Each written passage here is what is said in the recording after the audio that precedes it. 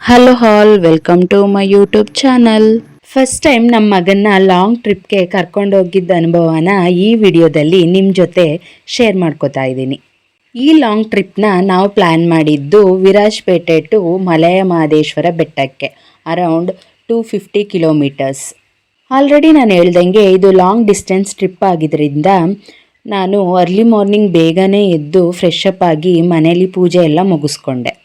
ಅಷ್ಟರಲ್ಲೇ ನನ್ನ ಹಸ್ಬೆಂಡ್ ಕೂಡ ಎದ್ದು ಫ್ರೆಶ್ ಅಪ್ ಆಗಿ ಕಾರ್ಗೆ ಲಗೇಜ್ನೆಲ್ಲ ಪ್ಯಾಕ್ ಮಾಡ್ತಾಯಿದ್ರು. ಅಷ್ಟೊತ್ತಿಗೇ ನಮ್ಮ ಮಗ ಕೂಡ ಎದ್ದ. ಅವನಿಗೆ ನಾವು ಸ್ನಾನ ಮಾಡ್ಸೋಕೆ ಹೋಗಲಿಲ್ಲ, ಯಾಕಂದರೆ ಮೈಸೂರಲ್ಲಿ ನಮ್ಮ ಅಣ್ಣನ ಮನೆಯಲ್ಲೇ ಮಾಡಿಸ್ಕೊಳ್ಳೋಣ ಅಂತ. ಜಸ್ಟ್ ಅವನಿಗೆ ಬಟ್ಟೆ ಚೇಂಜ್ ಮಾಡಿ ಫೇಸ್ ವಾಶ್ ಮಾಡಿ ರೆಡಿ ಮಾಡಿದೆ. ಅಷ್ಟರಲ್ಲಿ ನನ್ನ ಹಸ್ಬೆಂಡು ಔಟ್ಸೈಡ್ ಹೋಗಿ ಹೂವಿನ ಗಿಡ ನೋಡಿದಾಗ ಅದರಲ್ಲಿ ಒಂದೇ ಒಂದು ಹೂ ಬಿಟ್ಟಿದ್ದನ್ನು ನೋಡಿ ಅದನ್ನು ಕಿತ್ಕೊಂಡು ಬಂದು ನನಗೆ ಅಂತ ಕೊಟ್ಟರು. ಆಗ ಅದನ್ನು ನೀವೇ ಮುಡಿಸಿ ಅಂತ ಹೇಳಿದ್ದಕ್ಕೆ ಅವರೇ ಮುಡಿಸಿದ್ರು. ಆಮೇಲೆ 3 ಜನ ಒಟ್ಟಿಗೆ ಒಂದು ಫೋಟೋ ತಗೊಂಡು ಮನೆಯಿಂದ ಹೊರಟ್ವಿ. ನಾವು ಮನೆಯಿಂದ ಹೊರಟಾಗ ಟೈಮ್ ಸುಮಾರು 5:30 ಆಗಿತ್ತು. ಯೂಶ್ವಲಿ ನಮ್ಮ ಮಗ ಕಾರಲ್ಲಿ ಮಲಗಲ್ಲ. ಅವನು ಆಟ ಸಾಮಾನ ಕೈಯಲ್ಲಿ ಇಟ್ಕೊಂಡಿದ್ದನ್ನ ನೋಡಿಬಿಟ್ಟು ಇವತ್ತು ಇವನು ಮಲಗೋದಿಲ್ಲ ಕಾರಲ್ಲಿ ಅಂತ ಅಂದ್ಕೊಂಡ್ವಿ. ಬಟ್ ಬೇಗನೆ ಮಲ್ಕೊಬಿಟ್ಟ. ಇತ್ತೀಚಿನ ದಿನಗಳಲ್ಲಿ ಯಾವ ಕಾಲ ಅಂತಲೇ ಗೊತ್ತಾಗ್ತಾ ಇಲ್ಲ. ಯಾಕಂದರೆ ಮೊದಲೆಲ್ಲ ಚಳಿಗಾಲದಲ್ಲಿ ಚಳಿ ಆಗ್ತಾ ಇತ್ತು, ಬೇಸಿಗೆಗಾಲದಲ್ಲಿ ಸೆಕೆ ಆಗ್ತಾ ಇತ್ತು, ಮಳೆಗಾಲದಲ್ಲಿ ಮಳೆ ಬರ್ತಾ ಇತ್ತು. ಆದರೆ ಬೇಸಿಗೆಗಾಲದಲ್ಲೂ ಇಲ್ಲಿ ಫಾಗ್ ಬೀಳ್ತಾ ಇತ್ತು. ಅದು ಯಾವ ಥರ ಕಾಣ್ತಾ ಇತ್ತು ಅಂದರೆ ಗಿಡದ ಮೇಲಿನ ಹೂವಿನ ಥರ ಕಾಣ್ತಾ ಇತ್ತು. ನಾನು ನನ್ನ ಪ್ರೀವಿಯಸ್ ವಿಡಿಯೋದಲ್ಲಿ ಹೇಳ್ದಂಗೆ ವಿರಾಜಪೇಟೆ ಟು ಮೈಸೂರು ಹೋಗಬೇಕಾದ್ರೆ ನಾಗರಹೊಳೆ ಫಾರೆಸ್ಟಲ್ಲಿರುವ ಆನೆ ಚೌಕೂರ್ ಸಾಕಾನೆ ಶಿಬಿರ ಕೂಡ ಸಿಗುತ್ತೆ. ಇಲ್ಲಿ ಮಾರ್ನಿಂಗ್ ಮತ್ತು ಈವ್ನಿಂಗು ಆನೆಗಳನ್ನ ನೋಡೋಕ್ಕೆ ಬಿಡ್ತಾರೆ. ಯಾರಾದರೂ ಮೈಸೂರು ಟು ವಿರಾಜಪೇಟೆ ಟ್ರಾವೆಲ್ ಮಾಡ್ತಾ ಇರೋರು ನೋಡಬೇಕು ಅಂದರೆ ಈ ಪ್ಲೇಸ್ನ ವಿಸಿಟ್ ಮಾಡ್ಬೋದು. ನಾವು ಮೈಸೂರಿಗೆ ರೀಚ್ ಆಗೋ ಅಷ್ಟರಲ್ಲಿ 8 ಗಂಟೆ ಆಗಿತ್ತು. ಅಷ್ಟರಲ್ಲಿ ನಮ್ಮ ಮಗ ಕೂಡ ನಿದ್ದೆ ಮಾಡ್ಕೊಂಡು ಎದ್ದ. ನಾವು ಮನೆಗೆ ರೀಚ್ ಆಗ್ತಿದ್ದಂಗೆ ನಮ್ಮ ಅಣ್ಣ ಮತ್ತು ನಮ್ಮ ಅಣ್ಣನ ಮಗ ಇಬ್ಬರೂ ಹಾಯ್ ಮಾಡ್ತಾಯಿದ್ರು. ಹೋಗಿದ ತಕ್ಷಣ ಎಳ್ಳೀರಿದೆ ಅಂತ ಹೇಳಿ ನಮ್ಮ ಅಣ್ಣ ಅದನ್ನು ಕೊಚ್ಕೊಡ್ತಾ ಇದ್ದ. ಈ ಕಡೆ ನಮ್ಮ ಅತ್ತಿಗೆ ಬೇಗ ಬೇಗ ತಿಂಡಿ ಆಗಲಿ ಅಂತ 2 ದೋಸೆ ತವಾನ ಇಟ್ಕೊಂಡು ದೋಸೆನ ಎಲ್ಲರಿಗೂ ಇಟ್ಕೊಡ್ತಾ ಇದ್ರು. ನಾವು ರೀಚ್ ಆಗೋ ಅಷ್ಟರಲ್ಲಿ ಎಲ್ಲರೂ ಕೂಡ ಬಂದು ತಿಂಡಿ ತಿಂತಾಯಿದ್ರು. ನಾವು ಕೂಡ ಫ್ರೆಶ್ ಅಪ್ ಆಗಿ ತಿಂಡಿ ಮಾಡ್ಕೊಂಡ್ವಿ. ಅಷ್ಟರಲ್ಲಿ ನನ್ನ ಹಸ್ಬೆಂಡ್ ಹೋಗಿ ಅವ್ರ ಚಿಕ್ಕಮ್ಮನ್ನ ಕರ್ಕೊಂಡು ಬಂದರು. ಆಮೇಲೆ ಎಲ್ಲರೂ ರೆಡಿಯಾಗಿ ಕೆಳಗಡೆ ಬಂದು 2 ಕಾರ್ಗಳಿಗೆ ಲಗೇಜ್ ಪ್ಯಾಕ್ ಮಾಡ್ತಾ ಇದ್ವಿ. ನಾವು ಬೇಸಿಗೆ ಟೈಮಲ್ಲಿ ಟ್ರಾವೆಲ್ ಮಾಡ್ತಾ ಇದ್ದಿದ್ದರಿಂದ ನೀರಿನ ಅವಶ್ಯಕತೆ ಜಾಸ್ತಿ ಇರುತ್ತೆ.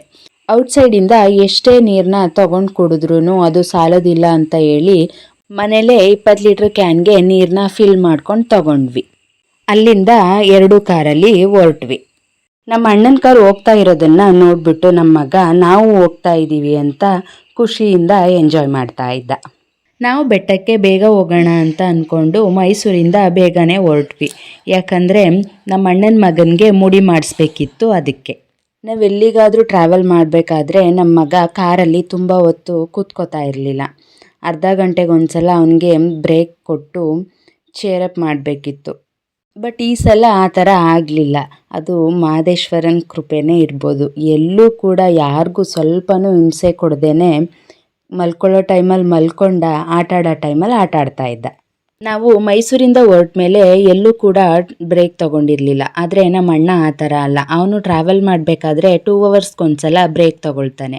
ಅದೇ ಥರ ಅನೂರಲ್ಲಿ ಎಲ್ಲರೂ ಒಂದು ಬ್ರೇಕ್ ತೊಗೊಂಡ್ವಿ.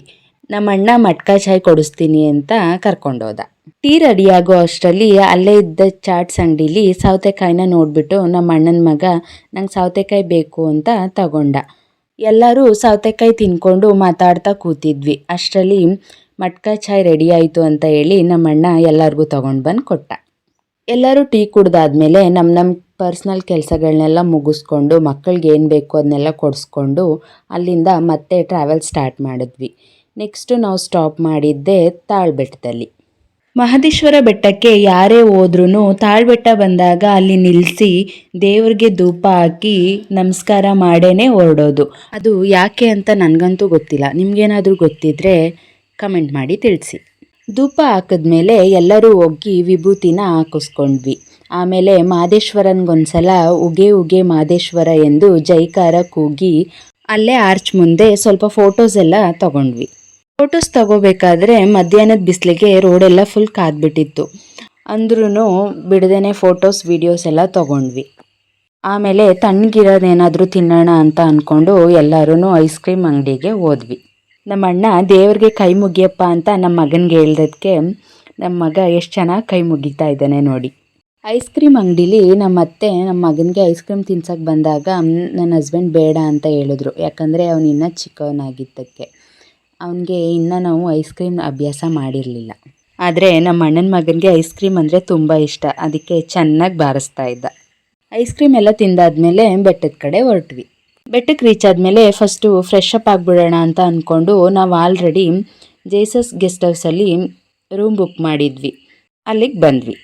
ಆಮೇಲೆ ನನ್ನ ಹಸ್ಬೆಂಡ್ ಮತ್ತು ನಮ್ಮ ಅಣ್ಣ ಇಬ್ಬರೂ ಹೋಗಿ ರಿಸೆಪ್ಷನಲ್ಲಿ ಮಾತಾಡಿಕೊಂಡು ಕೀಸ್ನ ಕಲೆಕ್ಟ್ ಮಾಡ್ಕೊಂಡು ಬಂದರು. ಅಷ್ಟರಲ್ಲಿ ಎಲ್ಲರೂ ಲಗೇಜ್ ಎತ್ಕೊಂಡ್ಬಿಡೋಣ ಅಂತ ಎತ್ಕೋತಾ ಇದ್ರು.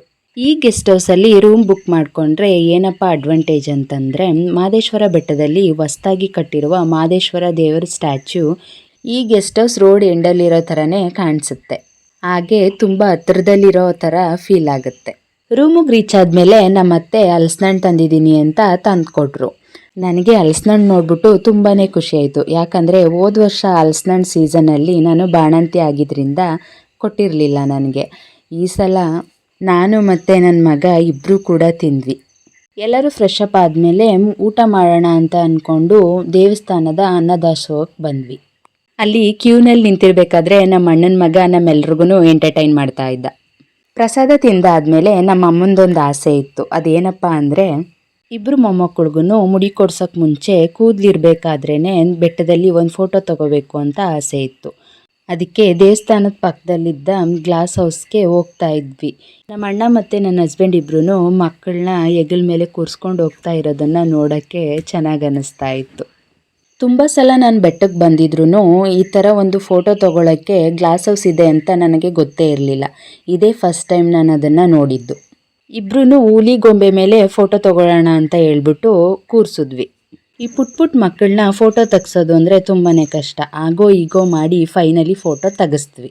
ಆಮೇಲೆ ನಮ್ಮ ಅಣ್ಣನ ಮಗನಿಗೆ ಮುಡಿ ಮಾಡಿಸ್ಬಿಡೋಣ ಅಂತ ಮುಡಿ ಮಾಡೋ ಜಾಗಕ್ಕೆ ಬಂದ್ವಿ. ಅವನಿಗೆ ಇದು ಥರ್ಡ್ ಟೈಮ್ ಮಾಡಿಸ್ತಾ ಇದ್ದಿದ್ದರಿಂದ ಅವನೇನು ಗಲಾಟೆ ಮಾಡದೆ ಚೆನ್ನಾಗಿ ಕೂತ್ಕೊಂಡು ಮಾಡಿಸ್ಕೊಂಡ. ಅವನದು ಮುಡಿ ಕೊಡಿಸಾದ್ಮೇಲೆ ನಮ್ಮ ಅತ್ತಿಗೆ ಅಕ್ಕನ ಮಗನಿಗೂ ಮುಡಿ ಕೊಡಿಸ್ಬೇಕು ಅಂತ ಹೇಳಿ ಅವನು ಕೂತ್ಕೊಂಡು ಮಾಡಿಸ್ಕೊಂಡ. ಈ ಕಡೆ ನನ್ನ ಹಸ್ಬೆಂಡು ನಮ್ಮ ಅಣ್ಣನ ಮಗನಿಗೆ ಕಬಾಲಿ ಪೋಸ್ ಮಾಡು ಅಂತ ಹೇಳ್ಕೊಡ್ತಾ ಇದ್ರು. ಅವನು ಕಬಾಲಿಡ ಅಂತ ಬುಂಡೆ ಕೆರ್ಕೊಳ್ಳೋ ಥರ ಮಾಡ್ತಾ ಇದ್ದ. ಮಕ್ಕಳಿಗೆ ರೂಮಲ್ಲೇ ಸ್ನಾನ ಮಾಡಿಸೋಣ ಅಂತ ಹೇಳಿ ರೂಮ್ ಕಡೆ ಬಂದ್ವಿ ಎಲ್ಲರೂ.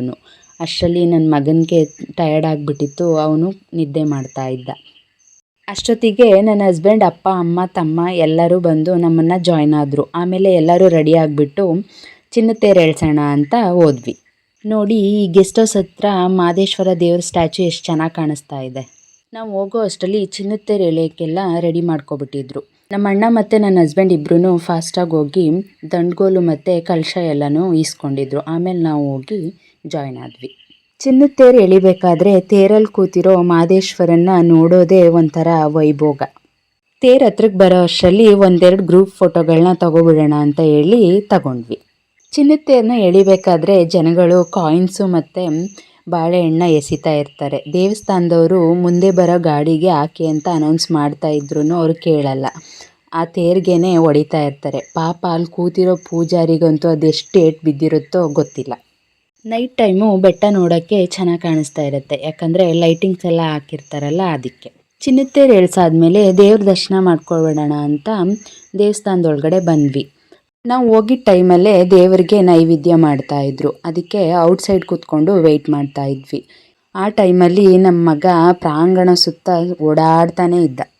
ನಮ್ಮ ಮಗ ಆಗ್ತಾನೆ ನಡೆಯೋಕ್ಕೆ ಸ್ಟಾರ್ಟ್ ಮಾಡಿದ್ದ. ಬೆಳಿಗ್ಗೆಯಿಂದ ಕಾರಲ್ಲೇ ಕೂತ್ಕೊಂಡು ಟ್ರಾವೆಲ್ ಮಾಡಿದ್ರಿಂದ ಸಿಕ್ಕಿದ್ದೇ ಚಾನ್ಸು ಅಂತ ಓಡಾಡ್ತಾ ಇದ್ದ. ನಮ್ಮಮ್ಮ ಯಾವಾಗಲೂ ಒಂದು ಮಾತು ಹೇಳ್ತಾ ಇರ್ತಾರೆ. ಅದು ನನಗೆ ಇವಾಗ ನೆನಪಿಗೆ ಬಂತು. ಮಹದೇಶ್ವರ ಒಲಿದ್ರೆ ಮನ ತುಂಬ ಅಂತ. ಅದು ನನಗೆ ನಿಜ ಅಂತ ಅನಿಸುತ್ತೆ. ಅಷ್ಟೊತ್ತಿಗಾಗಲೇ ದೇವರಿಗೆ ನೈವೇದ್ಯ ಮಾಡಿ ಮುಗಿದ್ಮೇಲೆ ದರ್ಶನ ಮಾಡೋಕ್ಕೆ ಗೇಟ್ ಓಪನ್ ಮಾಡಿದ್ರು. ಎಲ್ಲರೂ ದರ್ಶನ ಮಾಡಿಕೊಂಡು ಹೊರಗಡೆ ಬಂದ್ವಿ. ಎಲ್ಲರೂ ಪ್ರಸಾದ ತಿನ್ಕೊಂಡು ಬರಬೇಕಾದ್ರೆ ಬಳೆ ತೊಡಿಸ್ಕೋಬೇಕು ಅಂತ ಹೇಳಿ ನಮ್ಮ ಅತ್ತಿಗೆ, ನಮ್ಮ ಅಮ್ಮ ಮತ್ತು ನಮ್ಮ ಅತ್ತಿಗೆ ಅವರಮ್ಮ ಬಳೆ ತೊಡಿಸ್ಕೊಂಡ್ರು.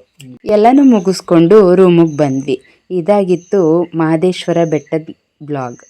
ಈ ವಿಡಿಯೋ ಇಷ್ಟ ಆಗಿದ್ರೆ ಲೈಕ್ ಆ್ಯಂಡ್ ಕಮೆಂಟ್ ಮಾಡಿ. ಯಾರೆಲ್ಲ ಇನ್ನೂ ಸಬ್ಸ್ಕ್ರೈಬ್ ಮಾಡಿಲ್ಲ ಪ್ಲೀಸ್ ನನ್ನ ಚಾನಲ್ನ ಸಬ್ಸ್ಕ್ರೈಬ್ ಮಾಡಿ. ಸಬ್ಸ್ಕ್ರೈಬ್ ಮಾಡಲು ಮೇಲೆ ಕಾಣ್ತಿರುವ ಬೆಲ್ ಬಟನ್ ಮೇಲೆ ಕ್ಲಿಕ್ ಮಾಡಿ. Thank you for watching. Bye bye.